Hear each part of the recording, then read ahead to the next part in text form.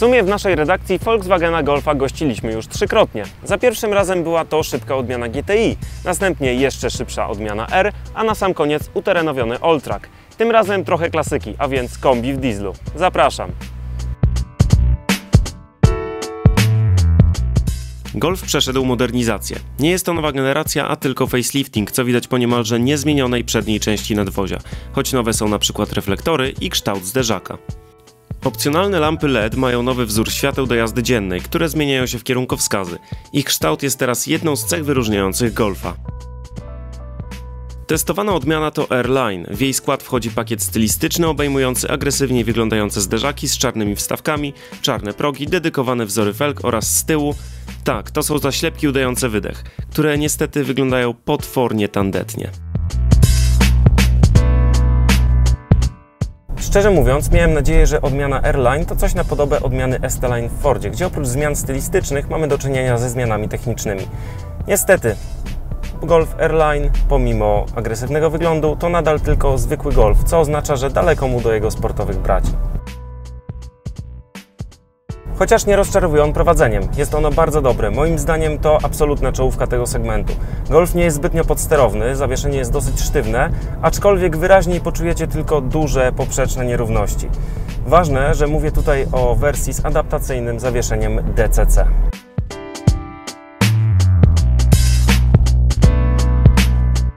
Auto wychyla się na boki, ale po chwili czujemy, jak wychylenie jest dosłownie zatrzymywane przez sztywność zawieszenia.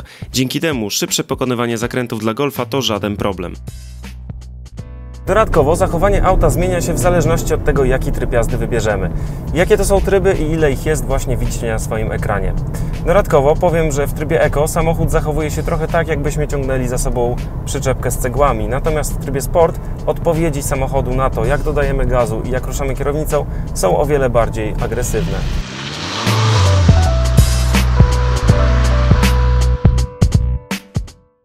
Pod maską, jak wspomniałem na początku, pracuje silnik diesla. Jest to najmocniejszy dostępny silnik wysokoprężny w standardowym Golfie, mocniejsza jest tylko odmiana GTD. Jednostka generuje 150 koni mechanicznych i ponad 300 Nm momentu obrotowego. Czas przyspieszenia od 0 do setki to 8,7 sekundy.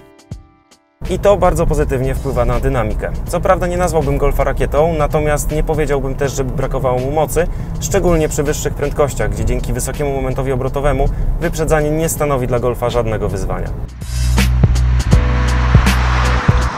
Spalanie 2.0 TDI jest dosyć dobre. W trasie złamiecie granicę 5 litrów, natomiast w mieście będzie to około 7. Ważne, że mówię tutaj o wersji ze skrzynią DSG. Ma ona 7 biegów, w mieście może ona minimalnie podnieść spalanie, natomiast w trasie dzięki temu, że właśnie ma 7 biegów, może je minimalnie obniżyć, a dzięki temu, że silnik chodzi na niższych obrotach, w samochodzie będzie przy okazji ciszej. Tak swoją drogą, Golf jest naprawdę dobrze wyciszonym autem. Teraz pora powiedzieć trochę o ekranach w środku. Centralny ekran w wersji po liftingu jest zupełnie nowy. Miejsce matowego wyświetlacza z przyciskami i pokrętłami zastąpił większy, który niestety nie jest pozbawiony wad. Pierwszą z nich jest fakt, że zostaje na nim cała masa odcisków palców. Druga to fakt, że stare pokrętła i przyciski były w użyciu po prostu wygodniejsze. O ile sam interfejs jest nieskomplikowany, a po modernizacji nawet lepszy graficznie, to płynność jego działania, mimo iż niemal wzorowa, zdaje się być nieco mniejsza niż w wersji sprzed modernizacji.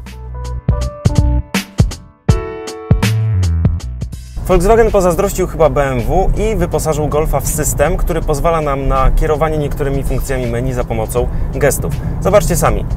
Ruszam ręką i na przykład zmieniam piosenkę lub wybieram inną opcję w menu. Powiem szczerze, moim zdaniem jest to zbędny bajer. Jest to typowy chwyt marketingowy i moim zdaniem nie sprawia to, żeby Golf był autem inteligentniejszym, a tym bardziej nie sprawia, żeby był autem bardziej premium. Inną nowością są zegary, czy też raczej ekran nazywany Virtual Cockpit. Wyświetlane informacje są dobrej jakości, można je dowolnie wybierać oraz ustawiać. Za pomocą ekranu i przycisków na kierownicy ustawiamy także działanie systemu Active Line Assist, który przez kilkanaście sekund sprawia, że Golf staje się autem prawie autonomicznym. System po kilku sekundach każe Wam chwycić kierownicę w dłonie. Jeżeli tego nie zrobicie, wyda ostrzeżenie. Jeżeli natomiast nadal nie będziecie trzymać kierownicy w dłoniach dosyć krótko, aczkolwiek dosyć brutalnie, powiadomi Was o tym, włączając hamulce, co dosłownie Wami wstrząśnie.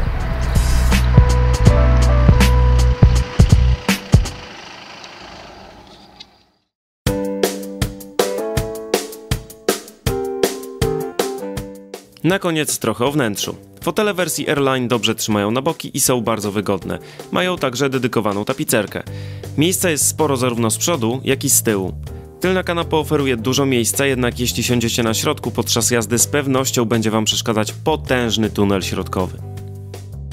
Wnętrze jest bardzo ergonomiczne. Jest tutaj kilka schowków, te w drzwiach są wykończone materiałem. Plastiki są niezłej jakości, a spasowanie wnętrza bardzo dobre, dzięki czemu nic nie skrzypi.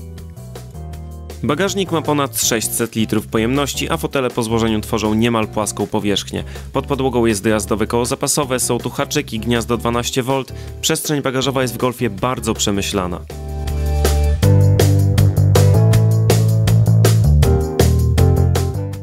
Kierownica, jak pewnie zauważyliście, nie jest standardowa. Jest z pakietu Airline. Wygląda praktycznie tak samo jak ta z Golfa GTI oraz Golfa R. Bardzo dobrze leży w dłoniach i jest spłaszczona u dołu.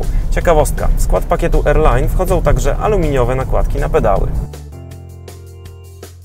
Golf, pomimo niezłych osiągów pakietu Airline czy stopera w menu, nie będzie Was prowokował do szybszej jazdy. Jest to raczej auto, które będzie konsekwentnie pokonywać kolejne kilometry.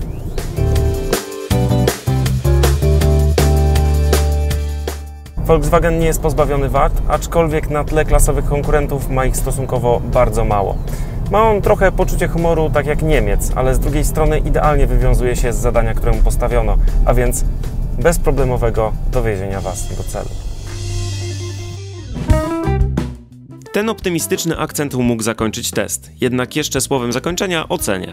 Testowy egzemplarz kosztuje 167 000 złotych. Samo wyposażenie dodatkowe wyceniono na ponad 30. Dobra wiadomość jest taka, że podstawowy Golf wariant z silnikiem benzynowym startuje od poziomu 72 000 złotych.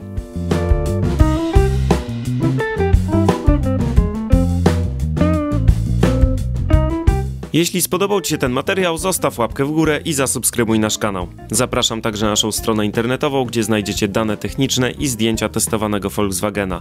W wolnej chwili zapraszam także do obejrzenia wszystkich naszych pozostałych testów. Dzięki i do zobaczenia.